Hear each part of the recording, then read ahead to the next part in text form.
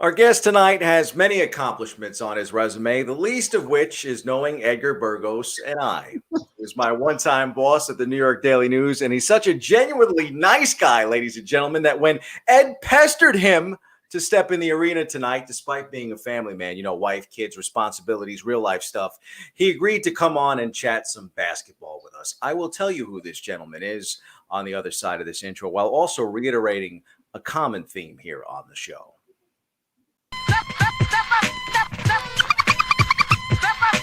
This guy has made it through rounds playing the style that he plays. He named every one. It's like this guy named all 5 of my game-winning shots from 2008, 2009. I played with two of the most exciting players ever to play the game, Allen Iverson and Vince Carter. Good evening, ladies and gentlemen, boys and girls. This is Step in the Arena. That's Edgar Burgos. I'm Bobby C. On the, other virtual side of things is our producer extraordinaire, Randy Cruz. We want to thank you for being on the other end of this audio podcast on Apple, Spotify, SoundCloud, or on the video side on YouTube and live on Twitter. Please like, download, share. Sharing is caring, right, Ed? And Step in the Arena, of course, is part of the Cruise Control Podcast Network in partnership with Hard to Guard Media. Evening, Ed. My man, Bobby, I just want to say welcome back. I had 17,000 DMs, people asking me, making sure that you would come back this week after you promised me that you was almost about to leave me. And I'm happy you're here for another week. Well, Ed, it's funny because as the intro actually pointed out, I think the punchline for tonight is very simple. If you receive a text message from my co-host, leave it on read, ladies and gentlemen, because Ed is going to want you to do a podcast. And that would be the advice for our guest tonight that I would give him. And that, of course, is SNY's Ian Begley, formerly of ESPN New York and New York Daily News. Ian, leave Ed on red. It rhymes. Oh, come on, Bobby. If I get a text, this is the list. You, Edgar, my wife, got to answer a text. That's the list. With the fact that New York, according to Mayor de Blasio, opening up on July 1st, my first question for you tonight, if the Knicks go into a deep playoff run and you have tickets to Game 7 and you only have one ticket, are you taking Ed, myself, or Randy to the game? If I have a ticket to Game 7, I have 2 young kids. God willing, one day I have to put them through college. I'm putting it on StubHub. I'm putting it on the secondary market, and that'll go towards, tuition the first semester in 2038, whatever. Sorry, guys. I'm sorry. Very smart move. I'm with you all the way, Ian. I'm with you all the way. I know Ed is going to want to go to the game because, after winning 10 out of 11, somewhere, somehow, deep in his closet, Ed found this remarkably beautiful. I love it. Is that 2011, Edgar? What year is that? 2013. 2013. Yes, yeah. That's right. The last year they were good, of course. Yeah, last year they were good. Exactly. That was the last time Ed was actually a fan, too, Ian. Well, if Ed wanted to go to Game 7, Edgar, he'll get in the back door. He'll wink at the security guy. He'll get in through the back door. He'll be the one guy who doesn't have to pay for a ticket to get in that building. It's because he pesters people to the point where they're just like, fine, I'll give you tickets. It's all right. Ian, am I that bad? It's bad. When maybe it's just me, but whenever Ed texts me or calls me, I'll pick up, I'll answer. I got Ian, I'm a quick story. So last week before the show, right? Yeah. Bobby was enraged, right? He was so enraged. He was like, Ed. And Randy was on. He was like, I can't do this no more. Wow. He goes, I got to do my class. I got to do their exams. He goes, I got a lot going on. Yeah. So he was ready to be done. And then he ended the conversation. This is possibly my last show. Oh, wow. So I'm stepping into like drama. This is like kind of what's going on with Joe Budden's podcast, right? Like, similar. I think me and Bobby need therapy. He's leaving out all the actual context of everything that goes on. I mean, Ed will tell you about, maybe like 5 minutes before the actual podcast. Bam! Ian Begley, 9:30. See you there. No, does he deliver? Does he deliver? No preparation, no nothing. The best is when he tells you that it's going to be Ian Begley and then it's Mark Berman. So you guys had that, I knew it was going to be you and you're here. Did you have 3 minutes to prep for Baron Davis? I had about 3 minutes for Baron Davis. but Baron was so high that it really didn't make a difference. And the funny part of that whole conversation is Baron and Bobby got into it during that conversation. Over what? My drapes. What did Baron say about your drapes? He just doesn't like them very much. I mean, I guess when you're high as a kite, drapes are out of the question. That's amazing. That's amazing. I think we've patched things up, Baron and I. Baron, by the way, you guys know this. He left it all on the floor for the Knicks. Remember that injury? Yeah, that was a gruesome injury. Crazy injury. And then Jeremy Lin wasn't playing in that series because he was, 85% close to the threshold of playing or whatever. And then Baron, he's getting, in a stretcher carried off the court because of that injury in the playoffs. I just remember that. That was impressive of Baron, just the way he laid it out for those guys. I want to get your thoughts real quick. Yesterday, Carmelo Anthony announced that he's coming out with his own memoir. Yeah. And your thoughts on that? Yeah, I'm looking forward to reading it, man. He's a superstar or whatever, however people want to define it. I don't care. He's a superstar. And I got to cover him every day, almost every day when he was here in New York. And so I have a real appreciation for what not even on the court. I mean, off the court, though, just the way he carried himself and the way he impacted the community. I have a real appreciation for that because I know that he cared and he was passionate about the stuff that he spent his time and his resources towards. So he said the book is not a basketball book. And so I'm just interested to read it and to, he brings an interesting perspective, I think, to all things off the court. So I'm looking forward to reading that book and seeing what he has to say. I guess we'll learn more about his life, his childhood, growing up. And, when you are the top basketball player in the country or one of them, I'm sure you have incredible stories to tell about that time, recruiting and all that. But even going back to Red Hook and then Baltimore, it's going to be fascinating. I'm looking forward to reading it. Is that my cue to ask a question? Yeah, that's your cue, Bob. That would be the purpose of a pre-production meeting to go over who's asking what. You know what I'm saying? There's got to be a chapter in this memoir for Melo that says, leave Edgar Burgos on red. Leave him on red. I guess for me, I think it's a great place to start because obviously Melo has been a talking point in the NBA the last couple of seasons, but I think one of the things we talked about last week with Mark Berman is if you were to have asked me a year ago that we would be talking about, almost double-digit win streaks for the Knicks in the spring, and looking at a fourth seed with possibly having, home court advantage in the first round and maybe even having conversation. I mean, Ed thinks that they're going to beat the Nets in the playoffs. So apparently whatever Baron Davis is smoking is being passed around from, one analyst to another here. So, I guess to me, the biggest story in New York, as was alluded to tonight by, I went to the diner here in the Bronx, Ian, if you were curious what I had for dinner. And I love how the waitress tonight even said to me, not a woman that really follows a lot of basketball, but they have, they have the Knick game on in the diner. So she said to me that even when the Nets have the the bigger roster. She's like, don't they have a lot of stars on their team? And I said, yeah, they got, they got the stars. She's like, the Knicks are more of a story. So even from a novice of a sports fan, right, like the waitress in the Bronx here, right. I think everyone knows that the Knicks are back page, whether they're winning or losing, and surprisingly, they're winning. So I guess my big question to you would be how? Yeah. It's I mean, you mentioned, like, if we were sitting here a year ago, would anybody have predicted that? And the answer is obviously no, because of the way they finished last year, the roster they were bringing back.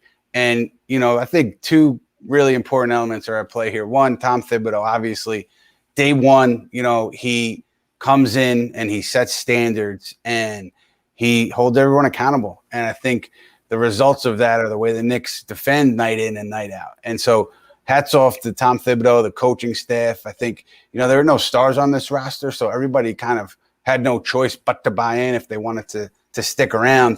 But they bought in, and they're still bought in. And that's part of the reason why they've far exceeded expectations, because of what they do defensively consistently. And then Julius Randle, I mean, you guys know last year how bad it was. It was a bad team, and he was the face of a bad team. And, he took a lot of criticism from fans and media. There were, teams thought that he was going to be available via trade last offseason or over the course of this season, going back to last offseason. And then the Knicks draft Obi Toppin, a player who plays Randle's position. So everything was kind of pointing towards the Knicks trading Julius Randle. So, but he doesn't put his head down. He doesn't sulk. He works so hard in the offseason on his jump shot, conditioning wise. He comes back, great shooter, passing the ball really well, just addressed a lot of the flaws in his game, and he's an all-star. And now he's a part of this thing moving forward, and it's just a remarkable turnaround for him. So I always point to Thibodeau and I point to Randle as the guys who are driving the bus for the Knicks this year. 100%. I mean, and again, amazing that in the final 3 weeks of the NBA season, the Knicks are playing games that matter. But I know Knicks fans have to be a bit concerned about the upcoming West Coast swing and the fact that the opponents that they're going to face down the stretch here are maybe arguably among the toughest that they've faced in quite some time. Yeah, tough 6 games. I mean, you got Houston.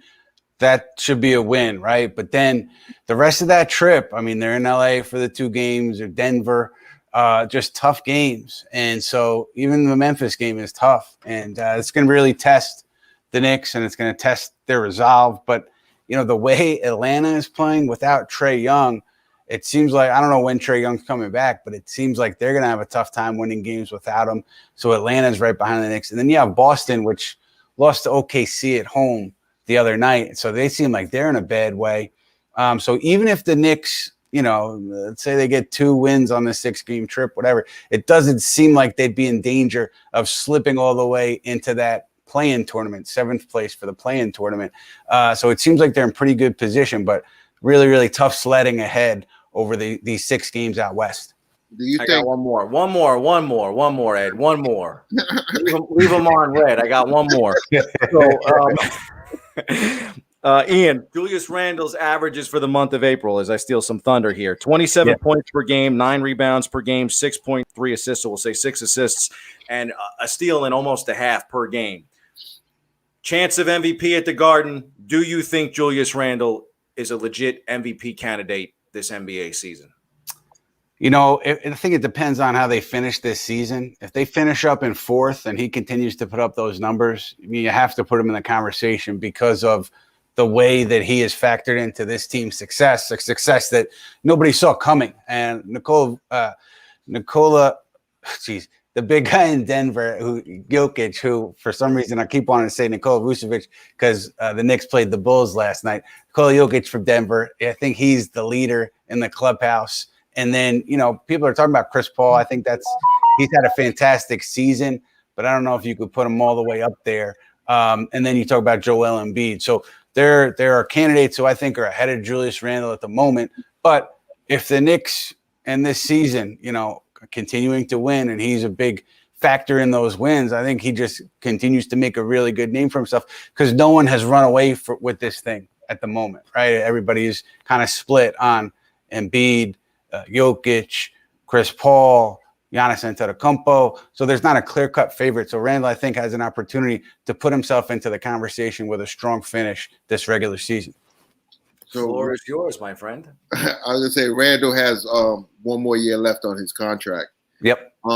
What do you think the Knicks do before the next season? Do they extend him, or do they wait it out just to see if this season was a fluke? Yeah, it's a great question. If I'm them, I think I would try to extend him, because the extension, I think it comes in about 4 years and a little over 100. And so you're in that kind of middle ground where, if he continues to do what he's doing, it's a team-friendly contract.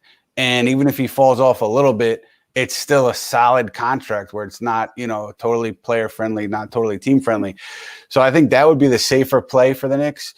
The risk is, like you said, if he comes back next season, he's not the same guy, then they'd be right to wait it out. But if he's the same guy next year and you let him hit unrestricted free agency, you're going to have to pay a lot more to retain him long-term. And the way he's played, it just seems like it's not a fluke at this point. And maybe I'm wrong. Maybe I'm kind of, sucked into just watching him every night and not seeing the bigger picture. But it just seems like, he's had a few dips, a few rough games. Then he's come back and put up big numbers, and he's shooting the ball incredibly well, distributing it well. And it seems to stem from, his conditioning and his work in the offseason. And so as long as he continues to work, which he is a worker, I don't see him falling off here. But it's, no one knows. So it's an interesting decision the Knicks have to make. So on that point, what do you do with, obviously, Kevin Knox? He's definitely not going to be a Knick next year. Probably Ntilikina is probably not going to be a Knick next year. And Randy Cruz's favorite basketball player of all time, Obi Toppin, or Topin, whatever his name is, right? What do you do with him? Do you trade him? Oh, yeah, it's interesting with Obi, right? Because if you're committed to Julius long term, they both play the same position. What is the path for Obi Toppin to be a starter? So I don't know if there's a path there unless you play him at center. And I don't know if you can do that. So is he going to be the backup to Julius Randle for Julius's time in New York, or does he have more value as a trade chip? That's a question that, the Knicks will have to ask themselves if they do indeed commit to Randle long-term, because you drafted Obi 8th. He was your first top pick. And if he's parked behind Julius Randle, I don't know how that would play out. Maybe they see it as value and they see a role for him with Randle being a headliner, but it's hard for me to see a clear path for Obi to be like a starter at least, or, he could be coming off the bench, but I don't know. That's a conversation that I'm sure they will have if they do indeed commit to Julius. Yeah, in my mind, Ian, I think the Knicks are still a point guard away from being like legit title contenders. Could they obviously going to make the playoffs? Could they win a first round playoff series? Perhaps. But in the East, that might, I think in the East, making the playoffs not that big of a deal. Winning a playoff series in the East might not be that big of a deal either. So, at a certain point, you have to start having legit conversations about what the future is going to look like, whether or not the Knicks could take, again, it's an achievement if you haven't made the playoffs and as long as it's been for them. But realistically, if they want to win a championship the way they're presently constructed, again, Peyton's not winning you a championship at the point guard spot. I don't know if Chris Paul would have, but I think that the Knicks would be in better shape if they had someone like Chris Paul running the point. And guys that are currently on their roster, like we just mentioned, Ntilikina, maybe Quickly has been good, but is he really the right guy to be running the show if they're going to be a deep playoff team? So, what are the Knicks going to do there? Yeah, it's interesting. That to me is their biggest position of need going into this offseason. Bobby, you hit it on the head. And they're going to have a lot of cap space to spend, so they can be active in the free agent market. And, we talked about Lonzo Ball a lot. I know that they talked to the Pelicans about trades on trade deadline day. But I don't have a clear sense of how they feel about Lonzo. Like if everybody loves it, I don't think there's a uniform opinion on Lonzo. And they would have to make a very, very big offer to get Lonzo Ball here because he's going to be a restricted free agent with the New Orleans Pelicans this offseason. guys like Dennis Schroeder, I know Dennis is on the Knicks radar. And so, he could be somebody who comes in and fills that lead guard role for them. If the situation's right, if the money's right, you're going to have Kyle Lowry as a free agent. You're going to have Chris Paul, maybe if he opts out as a free agent, and you're going to have Mike Conley. So they're going to have options, right? They're going to be point guards out there for them to go after this offseason. And I expect them to be aggressive in that market, in that point guard market, because of everything you laid out, Bobby. Yeah, I mean, D Rose has had a positive impact on Obi Toppin, even if Edgar doesn't want Obi to be successful here in the Big Apple. He's had a positive impact. Realistically, I don't know if Derrick Rose is going to be around when this team finally gets to that point in the progression of winning a championship. Wait, Edgar, you're done. Yeah, It's been the anti-Toppin no, fest in on a New weekly York. basis here on the show. In New York. But there's another team in New York, in Brooklyn. Yeah. I want to get, what your thoughts on KD finally coming back. Yeah. And what are your thoughts on that? Look, man, whenever he comes back, he looks so good. It's unbelievable. And so you can't like question the Nets talent level if everybody's healthy, right? And because Durant and Kyrie Irving's been brilliant this season. So if these guys are healthy, they're on another planet. The question is health, though, because already you're hearing from the Nets that they may not have James Harden for the start of the playoffs because that hamstring. And, Durant, I know the thigh was just a thigh contusion, not a big deal, but he missed time with the hamstring too. Those are tricky injuries. I think they were conservative with Durant's hamstring. So, obviously they hope that's in the rearview mirror. They don't have to worry about that moving forward.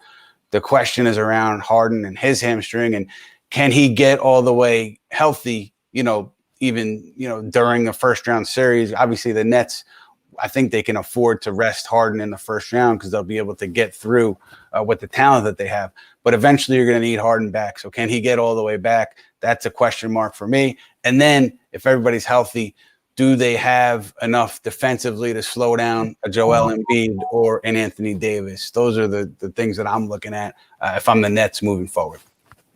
How much are they going to miss LaMarcus Aldridge down the stretch? I know he was only there for a short period of time, but I think he had played well. Played really well. And, when LaMarcus was in the lineup, DeAndre Jordan was getting DNPs. He was not in the rotation. And then LaMarcus retired, and thankfully he's healthy. It's a scary situation. Everybody's just happy that he's safe and healthy. And, DeAndre Jordan then went back in the rotation. So I think you're going to be relying on DeAndre in part against these bigger guys, particularly a guy like Joel Embiid, to try to slow him down. And so, they'll miss LaMarcus Aldridge. And can DeAndre do enough defensively to get you through a series? I think that's something that, if all goes well for the Nets, if all goes well for the Sixers, that's something we might find out about in the conference final. What are your thoughts on the job that Steve Nash has done with all those injuries and those guys are still winning games? Incredible. I mean, we talk a lot about Tom Thibodeau, coach of the year. Steve Nash, to me, has to be right there in that conversation too. First year head coach, dealt with so much, injuries, COVID, James Harden trade, Kyrie leaving the team, not really explaining why. Like, he's just dealt with a ton. And you look at where they are. They're sitting at the top of the East and they're rolling despite everything that's happened, that's been out of Steve Nash's control. So tremendous job for a first-year head coach. I think the Nets did a great job putting a lot of experience on Steve Nash's bench. I think that's helped him make the transition. Certainly remarkable. Hats off to him. He's been fantastic. Nets first team in the East to clinch a playoff spot. What kind of impact do you think Mike James might have down the stretch? Because I think he's carving out a nice place for himself on the roster. Yeah, he came in and he scored the ball right away. So I think if there are injuries, you're going to see somebody maybe like Mike James get some minutes even in a shortened rotation in a playoff series. But they have so much depth that I kind of think the rotation will get tightened up in a way that you may not use those guys unless you get banged up, unless you have to replace somebody in your rotation in a playoff series. But it's certainly a nice luxury to have somebody who can come in and impact the game like the way Mike James did a couple nights ago for the Nets. Yeah, I was gonna say if you think is it championship or bust for the Nets?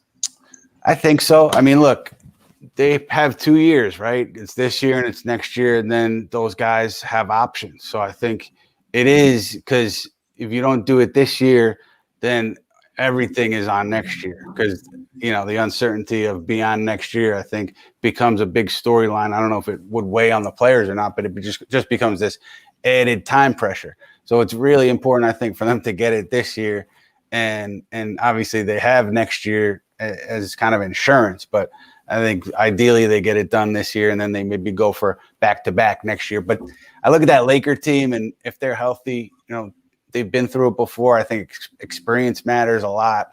And so I think that's a tough out for anybody coming out of the East, whether it's Philly, Brooklyn, Milwaukee, if you have to face that Laker team over a 7-game series.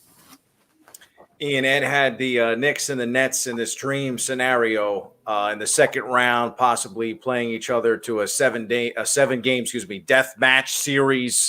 How realistic do you see something like that? I mean, look, if they get to Game 7, I hope they have Game 7 at Orchard Beach, hoops in the sun, man. Let's move it up to the beach. Let's play outside, outdoors on the hard court. I mean, look, that would be so much fun for the city. I mean, what else would you want if you're a New York basketball fan of either team? Playoff series, everything on the line. And, Tom Thibodeau, the one thing they say a lot about him, but the one thing people in the business say about him is no one's going to out-prepare you. If you're Tom Thibodeau, he's not going to get out-prepared, I should say. He prepares in such detail for everything, and he gets his players prepared because of that. So I bring that up to say, over the course of a 7-game series, I feel like Tom Thibodeau is going to put his team in the best position possible to win games. Now, there's obviously a talent deficit every night if the Knicks are playing the Nets, but the Knicks are going to be prepared to try to take advantage of whatever weaknesses Brooklyn has on those nights. So I could see it being like, even if it's like a 5-game, 6-game series, I could see those games being tight. It would be shocking to me if the Knicks were to beat the Nets in a 7-game series. I guess stranger things have happened, but I would be pretty stunned if that happened. So, You think it's still the Knicks town, Ian? Yeah, and this is no knock on the Nets, but you guys, I mean, I have a theory about it. I would be curious to hear what you guys say. I think even if the Nets win back-to-back titles with Durant, Irving, and Harden, I think it would still take like another generation of Net fans. Like, the 10-year-old kid grows up, has a family, stays in the tri-state area, raises his kids as Net fans.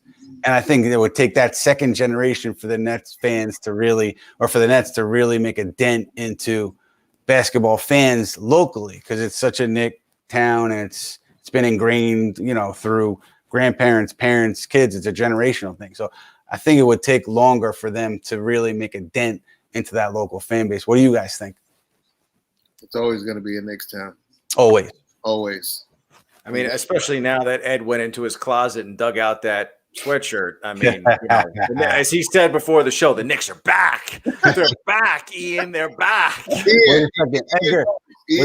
Was that James White's warm up? Is that James's jacket? Did he give it to you, or was that? That's my jacket. Okay. All right, okay. All right. I didn't know you guys got jackets and warm up swag. Good. I'm happy. Yeah, listen.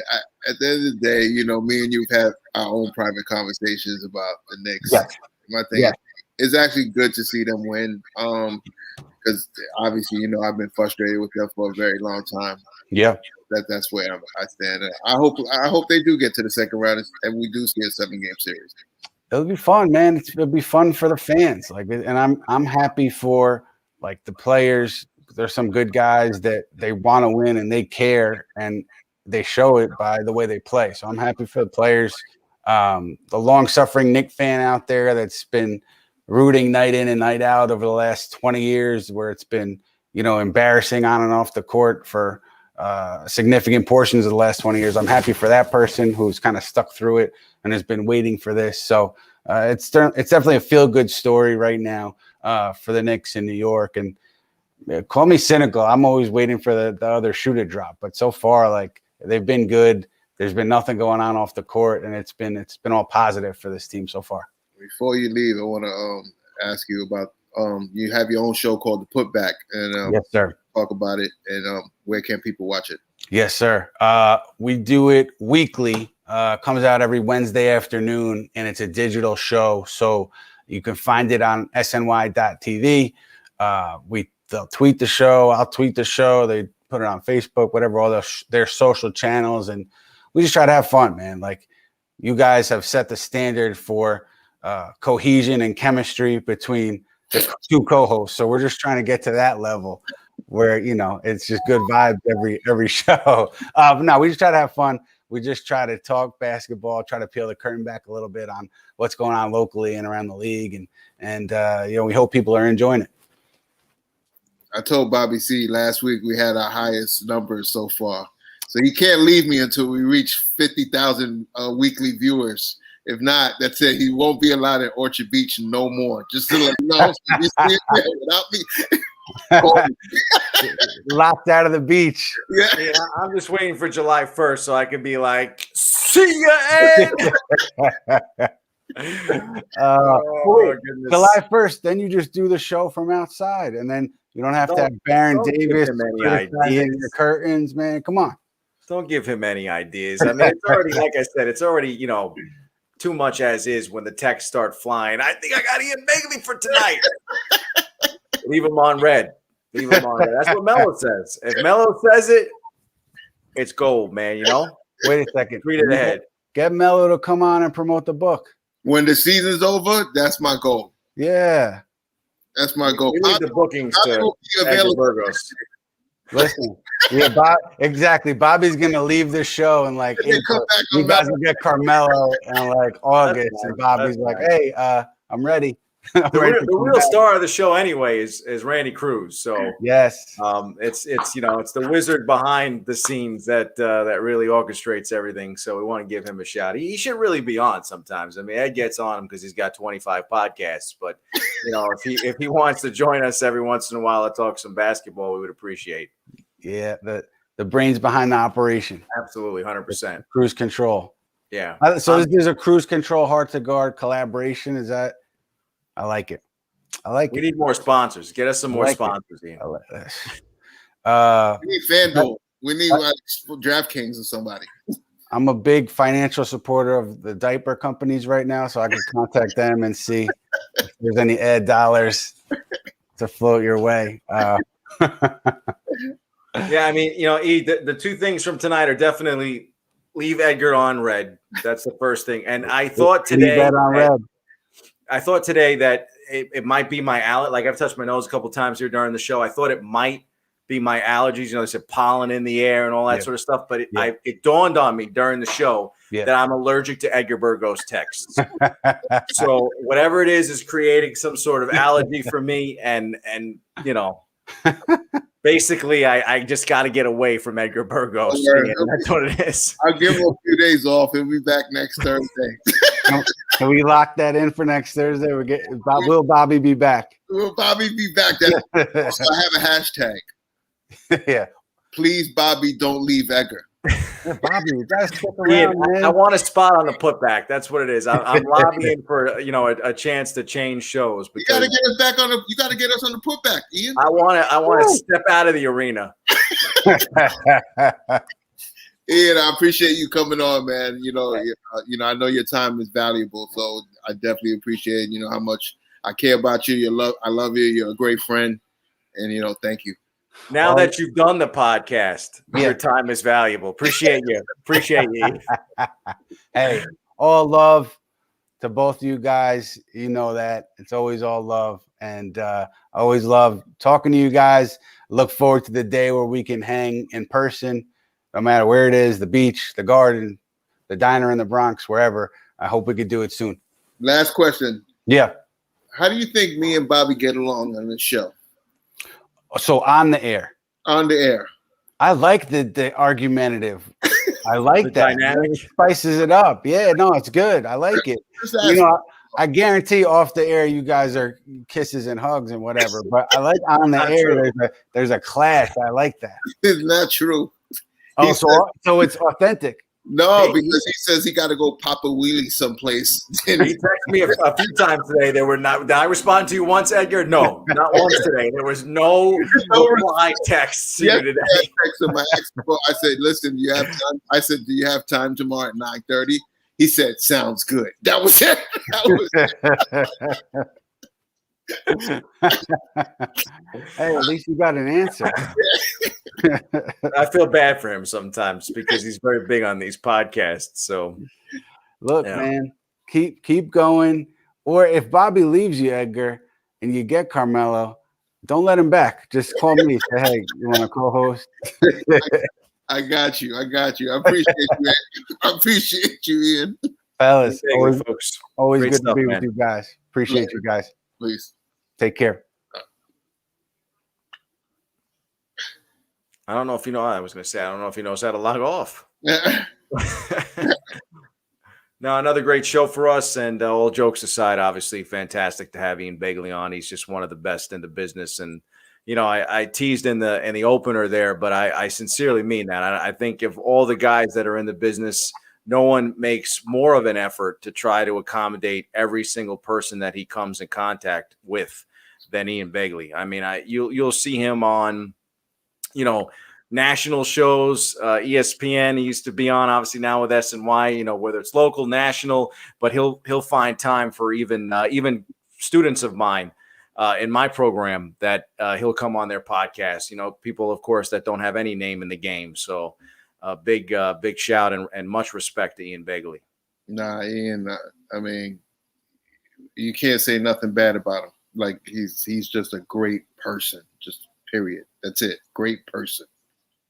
100%. You know, and last week on the show on a different note, Ed, because you know we had the Thursday night show, and I guess I just had been so busy in all seriousness with day-to-day stuff, but I just have found it very sad, of course, with the passing, of Terrence Clark. You know, and I know last week if I would have noticed it at that point that I definitely would have dedicated last week's podcast to Terrence Clark and had an opportunity, to be around him as part of some of the high school American games that I've done, and just an outstanding young man and a really sad story. Yeah, you did the slam game with him at Dykeman. And one thing, I was at that game, and one thing I do remember about him is that he just had a smile the whole time. Very infectious player, yeah. It seemed like everybody gravitated him, and condolences to his family. It's a major loss, especially at such a young age and so much talent. At 19, I mean, just right on the doorstep of realizing NBA dream, and I think all the people at home that watch us can get that sensation from us. I think all of us, we aspire that love the game. I mean, we aspire to play professional basketball. When people have asked me why you gravitate to this particular job, I mean, I was okay at basketball, but obviously not good enough to play, at that high a level. But to be around the game and to talk the game and to be able to interview some of the best in the game, whether it's current players, retired players, or even scribes and broadcasters like we do here on the show. What a privilege that is,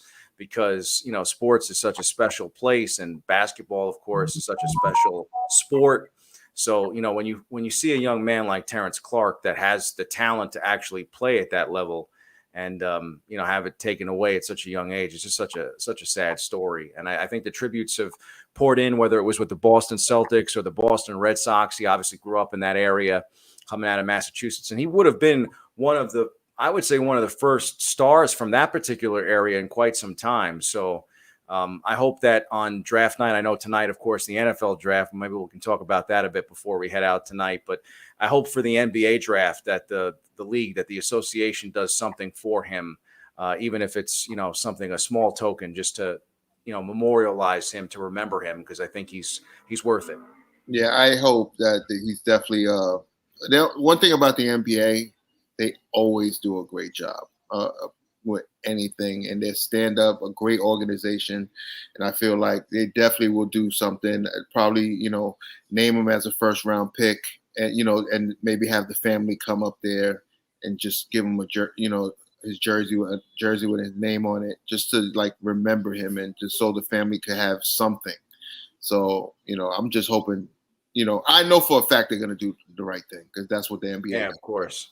And again, that story, in a way, it's kind of twofold because, again, of course, very, very sad, tragic story for him and his family. But I think it's also a cautionary tale for, for other youngsters and young drivers, especially, not to maybe sound like a parent, but, a lot of times in these instances, it doesn't take very much to have that kind of an accident on the road that could be fatal. So, just kind of, sends home that message, no matter who you are, young or old, to be focused on on the road because even one small mistake could end up being your life. Yeah, I mean, kids, they say he was speeding. I mean, definitely, pay attention. Hopefully, he wasn't on his phone or something. Like I said, just be mindful when you're driving. Yeah, of course. And again, not to have the somber tone or but I just wanted to dedicate our show to that tonight since we didn't get an opportunity to speak about that last week. And it definitely been a fun night tonight, though. Talking about the Knicks and the Nets and the prospects of having some basketball at a time of the year that we've had some runs, I guess, over the years. We talked about it with the Knicks and of course the Nets have been, I would say, pretty good over the better part of the last decade. And I think this is the first time that we might be having the conversation about having like legit deep playoffs for at least one of these two teams, maybe both of them. Yes, I'm excited. I'm happy that both teams are in the play. Well, Knicks haven't clinched, but it looks like they're gonna make the playoffs. So, I mean, like I said, man, if they both can make, if the Nets go to the finals, great. And if the Knicks go to the second round, the Knicks, honestly, if the Knicks go to the second round, they're the biggest story, even if the Nets win a chip, because that's what New York is all about. I mean, people will be happy that the Nets won, I'm sure, but like Ian said, when you think about it, Ed, you and I talk about this too. I mean, there's been some moderate success, but New York has not been a place for championships lately. I mean, it's just not. I mean, the Yankees have been in the conversation. Maybe the Mets made the World Series a few years ago, but in terms of baseball, we haven't had a champion and now in a while, since 2009. And the Giants were the last of the New York football teams, of course, to win a Super Bowl. And tonight, you look at the Jets and they go out and they try to still, they're still looking for their franchise quarterback. I mean, they haven't probably had one. I mean, maybe again, periodically some good players at that position, but they haven't had the quote unquote franchise quarterback maybe since Joe Namath, which 1969 is a long time ago. And then when you talk about, even the other teams here in this city, whether it's the hockey teams, again, the locals at times, the Islanders, the Rangers, I think the Isles are in position to maybe, do something this postseason, and the Rangers are improved and have a nice young team, and the Devils have been up and down. But, we really haven't had anybody here in this city, maybe aside from the Yankees. And I'm not even sure how close they have been, because I think that the other teams that have won titles in the last couple of years, including the Dodgers, have been better teams. But it would be something else to finally have a team that goes down the Canyon of Heroes. And if I had to pick one right now, I'm hoping it's the Yankees, but I think the Nets have the closest chance of any of the teams here in the city to get to win the championship. Now, question: if the Nets win the chip, they're not going down the Canyon of Heroes, they're going down the Atlantic Avenue. Yeah, I mean, I guess they could have the parade there. I mean, it's still a New York City team, so why wouldn't they wouldn't, you don't think they would go down the Canyon of Heroes? I think they would. I think just because they're Brooklyn, it's going to be in Brooklyn. And they'll be at Brooklyn Borough Hall. I don't think they're going to go to City. Yeah, that's just my opinion.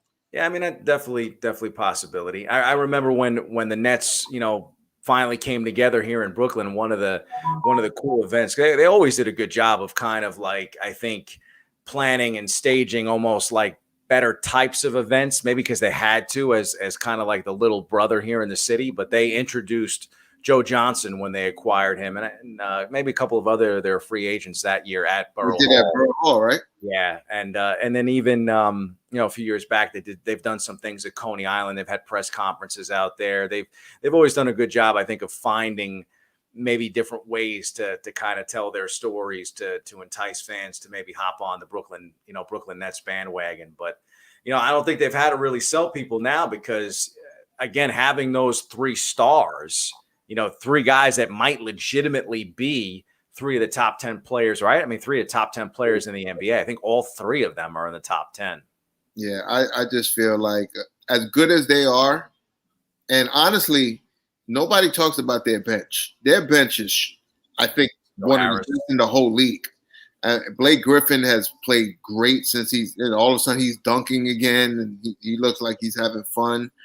They have a good team, and just outside of New York, I think people appreciate it. But like here in New York, people watch it.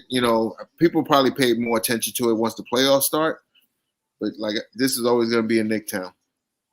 Yeah, I mean, we said that last week with Mark Berman, and then we alluded to that tonight with Ian Begley, and I make the comments that obviously really happened tonight. You talk to people locally about the teams, you make some small talk, and I think there is a buzz here in the city. Even with those that are not diehard fans, I think it's first of all, it is a basketball city. I think if you had an NBA champion here, this is definitely the Mecca is a basketball city. So I think the likelihood is that most of the fans here, like Ian said, are probably still more, gravitating towards being Knicks fans. But I think if we were to crown a champion, even if it's the Brooklyn Nets, I think the fans would be delighted to know that, maybe even Knicks fans might be excited about it to some degree, just to have that kind of basketball on display in the NBA Finals, just because it's a New York team. I know, when we had Anthony Donahue on, he said absolutely not, but I think my boy Preston. My boy Preston is a huge Knicks fan, just like Anthony Donahue, and he said he can't stand LeBron James. He said if the Lakers play the Nets, he will be rooting for LeBron James. Yeah, I mean, I think they have some guys that you would want to root for. No, like, I mean, to me, I've always liked James Harden. I mean, to me, James Harden's a guy that I enjoy watching play. I think he's on another level, and I think there's a lot of people that feel the same way, even about either or Kyrie or Kevin Durant. So there's definitely a following of people that follow those players, so like even if they were fans of them on other teams, they've kind of kept with them as they move to the Nets. So, I think it's, like I said, I think that they are, in my opinion, in best position to win a title. I think I mentioned it tonight, I think the Aldridge retirement is a tough pill to swallow, because I think he was helping them in an area of need. But I do agree with you. Blake Griffin has been, there's kind of been a resurgence there. I do like James, the addition of him as a guard with some scoring punch off the bench. And I think probably their route to winning an NBA championship is just going to simply be outscoring their opponents throughout the playoffs, and maybe hoping that they, make quick work of teams and in series throughout the playoffs, because that will give them time to rest and be fresh. If they have to play grueling series and go deep in every series, and guys like Kevin Durant or Kyrie Irving are not 100%, and again, health this year has been an issue for the Nets, that would be something that could maybe move the Nets off track in their quest to win a title. And then perhaps the same with the Lakers. I think the fact that LeBron James has been out has, of course, affected how the Lakers have played. So could a team like the Phoenix Suns, who have been hot this year, could they find a way in the playoffs to maybe make enough waves to get to the finals? Maybe they could. I mean, they're having a great season. There have been some other teams in the West that I think are legitimate threats to the Lakers, especially if the health is an issue. And without James, without him at 100%, without Davis at 100%, same thing with the Nets. I mean, I think there is concern there that if those trio, those big three are not 100%, how much does that affect the probability that the Nets win a championship? Yeah, I think out West, it's definitely the Clippers. If it's not the Lakers, it's the Clippers. I mean, Denver, obviously Murray being hurt hurts them, but 2 weeks, right? Playoffs start in 2 weeks. Yeah. Or 2.5 3 weeks. weeks. 3 weeks. Yeah, 2.5 weeks. Yeah, so we'll see. Yeah, I mean, it's the best time of the year. I think most NBA fans would agree. Like, you no knock to the regular season, but you kind of do your best to get through these games that, again, they matter somewhat, but you do your best just to get to that, that playoff run. And the NBA playoffs is like a season in and of itself. I mean, it's the length of it and the days off between series and, a lot of the narratives that go on with those playoff games. It's the best time of the year if you're a basketball fan. You see, Bobby, this is why you need it.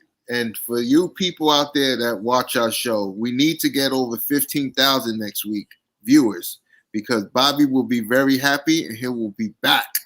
Okay, remember, hashtag Bobby C, please don't leave Edgar. I know it's a long hashtag, but please hashtag it.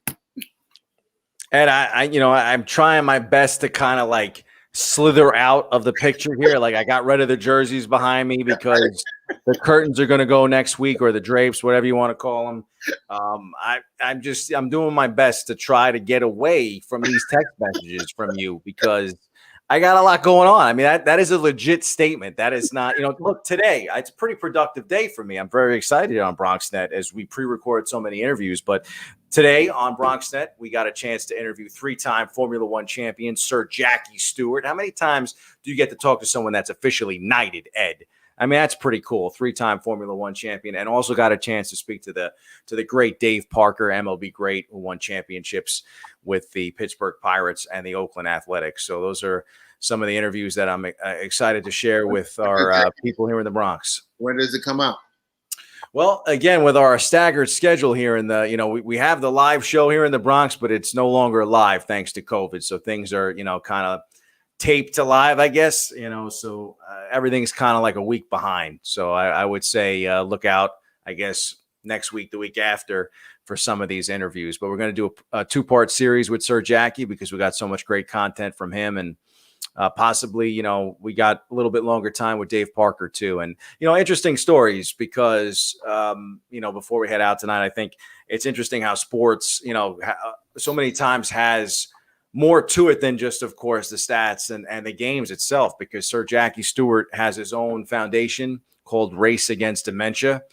His wife of almost 60 years has the disease, and he's doing everything that he can to try to bring some attention to it and have people, donate to the cause and to try to, find and fund research pretty much. And, the same thing with Dave Parker too. He has Parkinson's disease, and he has his own foundation to try to pretty much do the same for people that are suffering with Parkinson's, and just came out with a new book, which is pretty cool about his career. And, world of sports, man. I mean, I tell all the time to my students, there's so many things that kind of overlap when we talk about sports, and how it mirrors so much of what's going on in society. I mean, you see it with some conversations about social justice, or obviously, even things like the pandemic, how much it's affected the sports world. So, it's so great to be having legit conversations with you about maybe having full fans at games in just a couple of months. And, I still can't believe, all jokes aside, I cannot believe that we were talking about the Knicks playing meaningful basketball games with less than 3 weeks to play in the NBA season. Yeah, we'll be having different type of guests. We'll probably be having West Coast guests if the Knicks wasn't winning. Yeah, I mean, can we again? You can trade me to another podcast, or I can retire like LaMarcus Aldridge, and you can find another co-host. I mean, I'm going to make you a star. You don't understand. I'm going to make you a star, Bobby. Please. I'm too old to be a star at this point. I'm a mentor now, Ed. Okay, I'm a mentor. Hashtag, please don't leave Edgar, Bobby C, Adam. Okay? I'm a mentor now, Ed. I've moved on to greener pastures. I'm ready to ride my motorcycle into the sunset, my friend. That's where it's at. I'm an old guy. I mean, don't be fooled. There's a couple of gray hairs kind of like creeping through. And I think they're thanks to you. Like, I don't think I had them. So I mean, listen, all of my ailments, whether it's my allergies, these gray hairs that are creeping through in my beard, I think it's all because of you. Maybe even these lines. I got lines in my head. This really bugged me too, huh? You put the hashtag. Bobby, don't leave Edgar. That's only because Randy doesn't want to do another podcast. Like he's a host. He's on 24/7. My last thing before we leave is, as Bobby rides off to the sunset, he will be back next Thursday night at 9:30. Love you guys. This is like purgatory, is what it is, guys. I'm stuck in sports hell with you. Step in the arena is another way of saying hell. I'm stuck in sports hell. Step into the purgatory / hell with Edgar Burgos. Who's the guest next week? Can you tell me at least a week in advance so I can actually make some prep? Monday. I'll tell you on Monday. You're going to tell me on Monday? Got you. All right. Might be a good time then to, I think he's giving you the peace sign. I don't know, whatever. All right. Well, thanks to our guest tonight, Ian Begley of SNY, and you should check out the Putback. And again, if you get a text message from Edgar Burgos, do not respond. We'll see you next Thursday night.